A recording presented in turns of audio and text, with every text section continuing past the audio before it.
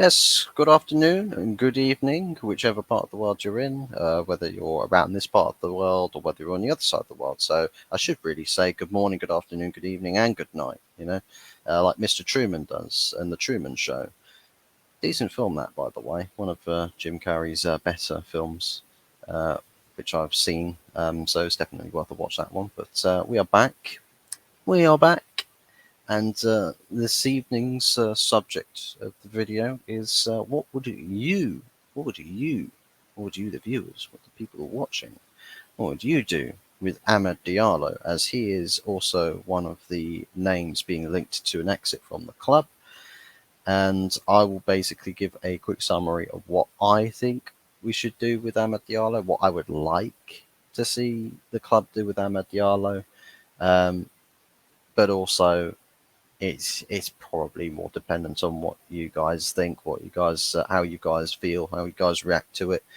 Um, but here, as is reported by Fabrizio Romano once more, MUFC will make a final decision on Amad in the next weeks. If United decide to loan him out, the player's preference would be Sunderland again. So, as heard first there from Fabrizio Romano, a preference for Amad Diallo is to go back to Sunderland. Sunderland, if the decision is to loan him back out. So he's determined to go back to Sunderland, which he had a fairly good loan spell at Sunderland last season, um, which he had quite a few sort of great goals scored, the sort of ones that you put in your compilations for goal of the month, as those sorts of candidates, those candidate clips. But to be honest, if it was me, I would be saying that if, for example, if Palestri at this club stays, Diallo gets loaned out. If Diallo's staying, Palestri, I don't think should be loaned. I think he should be sold, basically. And simple reason being is not that I don't rate Palestri, but he's not really being seen in the light that he should be for us to be optimistic that he's going to play a pivotal part in this team. Maybe I get proved wrong, but from what I can see, from what the whole situation regarding players like Palestri and like Amad Diallo and players in that sort of ilk, I think Palestri plays very well for his international team, for his country, but I don't think anyone's seen enough at club level to think, well, yeah, we should be playing him week in, week out. Maybe he needs that sort of run of games to actually prove just how good he is. But the fact is that I don't think Ten Hag is really looking at Palestri and saying, yeah, no, 100% you'll get that game time. I don't really think he's, you know, giving those sorts of vibes. I don't think he's giving that sort of assurances to a player like Facundo Palestri. And personally, if it was up to me, I'd say, look, I'm sorry it didn't work out the way that you were hoping it would. We were like, dependent on how badly you want to be at this club, we can either loan you, but if not, then you're going to be put on a transfer list. We'll be selling you, we'll be offloading you. Because for me, I would want to be seeing Amad Diallo be getting more minutes in the first team. Because I think being in the championship and having a sort of impact that you have is all well and good. But Manchester United are going into a season where we've not really got that much to spend. And we haven't got that much to spend. Supposedly £120 million, but then you've also got to factor in sales on top of that, which is next to no money. So we can't live, we can't have a luxury summer of just signing endless amounts of players. Oh yeah, player in this position, player in that position, player. Blah, blah, blah. We're signing probably 3 players for the first team this summer, and I mean that's nowhere near the amount that is should be considered acceptable. It's nowhere near the amount, but unfortunately, when you're owned by the Glazer family, it's basically just the matter of truth. That's what we're faced with. I see Liverpool fans are getting up in arms about apparently it was a mystery before, but now it's coming a bit more to light that their summer budgets, are way smaller than they had originally anticipated, and they are super mad about it. But they've already signed a player that would be quite good for their team in Alexis McAllister, and they signed him for quite a small amount of money compared to what some other clubs are pricing their players at. So, credits to them for I keep thinking he's Kevin McAllister. It's not Alexis McAllister. So credit to them for the Alexis McAllister signing and for the money that they got him at. However, Manchester United, we're a completely different ball game.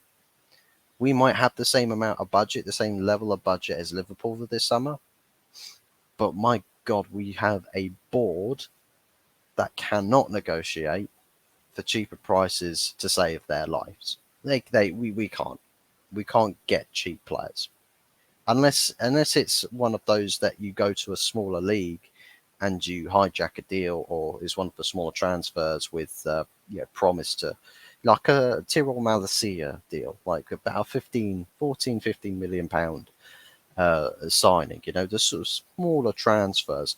Now, I think Man United should be looking at making a few more of those to sort of fill out.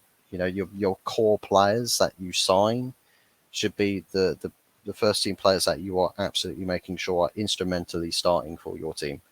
We need, because De Gea is going, we're going to need the goalkeeper situation sorted.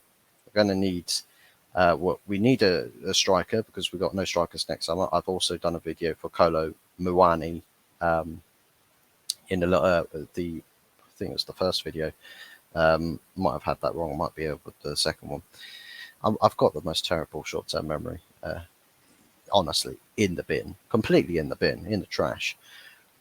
But so goalkeeper, striker, two key positions that need sorting.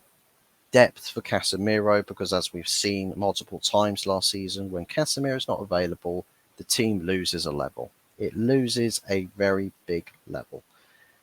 Centre backs. We need a centre back. A centre back is important because we should be getting rid of Maguire. Maguire should be leaving. Tuanzebe is going to be leaving. So we needed another centre back, and to factor in how short on centre backs we were last season, when we had Martinez out injured, Varane was injured. I think Maguire then had an injury, so we were basically playing with Lindelof, but also Luke Shaw, who's usually playing at left back, playing at centre back, and then we have Malacia out on the left. So we are quite short. We are very, very short.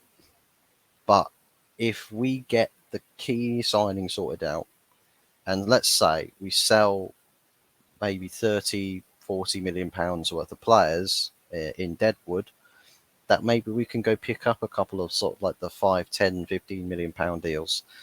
And, you're sort of your market bargains.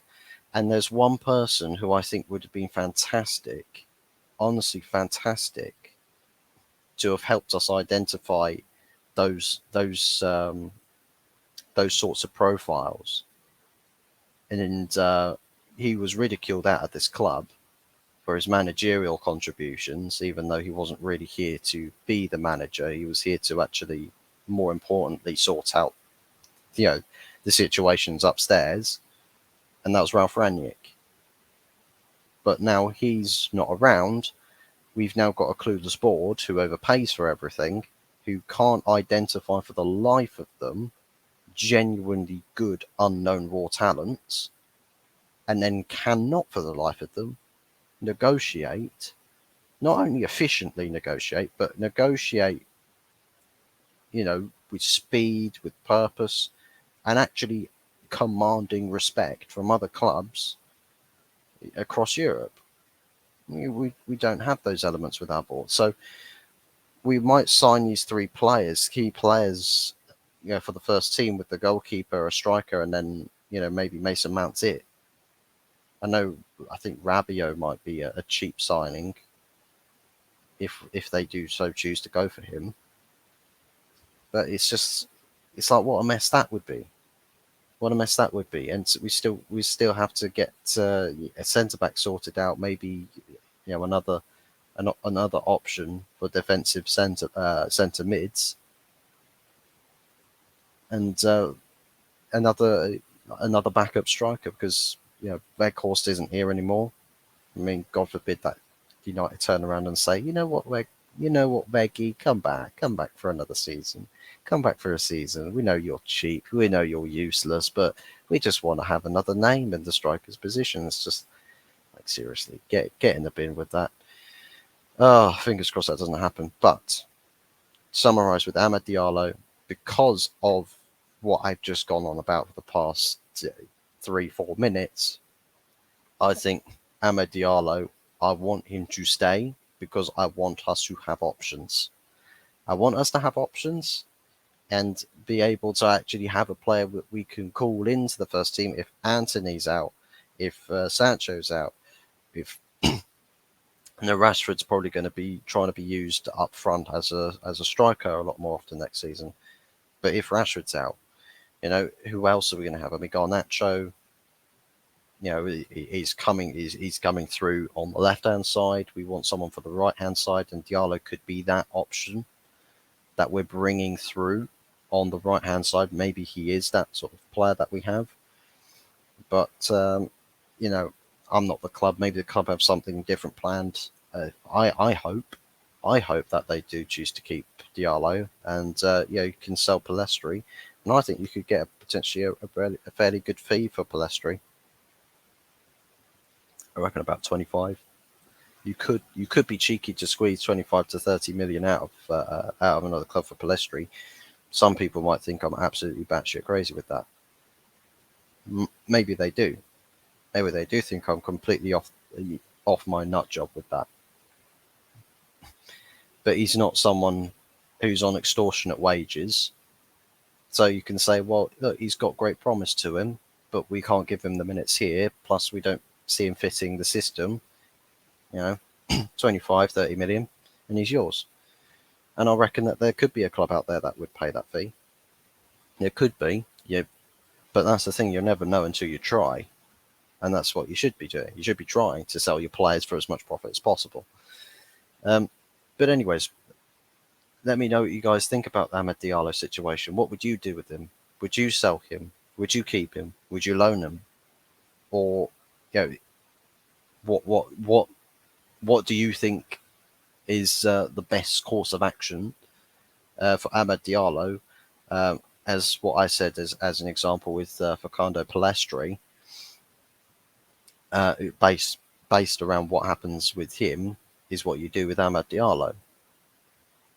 But I'd much rather Diallo be the player that we're keeping in the squad and using him as the options for rotation next season. But yeah, let me know what you guys think. If you want to keep him, if you want to sell him, if you want to loan him, whatever it may be, let me know in the comments below. Do be sure to drop a like, subscribe if you're new, if you like and enjoy the content. Turn the notification bell on because this is the last scheduled video for today. The last scheduled video. There might be more videos that get uploaded across the day, maybe before this one, and maybe after this one. Don't know what happens. There could be breaking news, but I'm always on the lookout for this sorts of information. And that's it for me for now, and possibly for the day. But maybe in your case, fingers crossed that there is more breaking news, and hopefully there is something more positive that comes out as well across the day. But that's it from me for now, and we'll see you in the next one.